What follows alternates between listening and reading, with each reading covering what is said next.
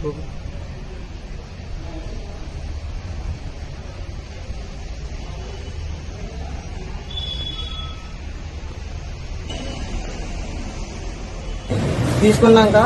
ఇంటికి తీసుకుపోయి చుట్టాల దగ్గర పెట్టి ఓపెన్ చేద్దాం చూసే లోపు మొత్తం కలిసి వాసన కుటుంబ వాసన వస్తుంది. ఇది వచ్చి మళ్ళీ గంగావైన్స్ వాళ్ళని సిబ్బందిని అడిగితే మా తప్పేమీ ఉండదు, అది కంపెనీ నుంచే, కంపెనీ తప్పే, కంపెనీ వాళ్ళదే తప్పు అని చెప్పడం జరుగుతుంది.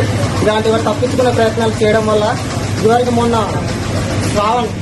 ఆయన పేరు శ్రావణను పాష చనిపోవడం అట్లనే జరిగింది. కల్తీ మద్యం తాగి చనిపోవడం జరిగింది. వాళ్ళ ప్రాణం విలువ తిరిగి రానిది ఇలాంటి బీర్లకు ఆశపడి తాగి యువత చెడిపోతుంది. బంధువుల కోసం తీసుకున్న బీరు ఒకవేళ వాళ్ళు తాగుంటే వాళ్ళ పరిస్థితి విషయం నుంచి చనిపోవడం జరిగితే వీరికి రావడం జరిగితే అప్పుడేమనేటోళ్ళు వీళ్ళు సీల్ తీసి ఉన్నది, మీరు ఎక్కడ కల్తీ కలిపిరు అని మమ్మల్ని మీద చేయడం జరుగుతుంది. ఇంతవరకు ఈ బీర్ సీల్ తీయలేదు. ఈ బీరుకు తేడా చూడండి, ఇది చూడండి ఎంత దారుణం అంటే ఇది బెల్లం వాసన వస్తుంది, బెల్లం పానకం వాసన వస్తుంది. ఇంకా చనిపోతే ప్రజలు చనిపోతే ఏమవుతుంది?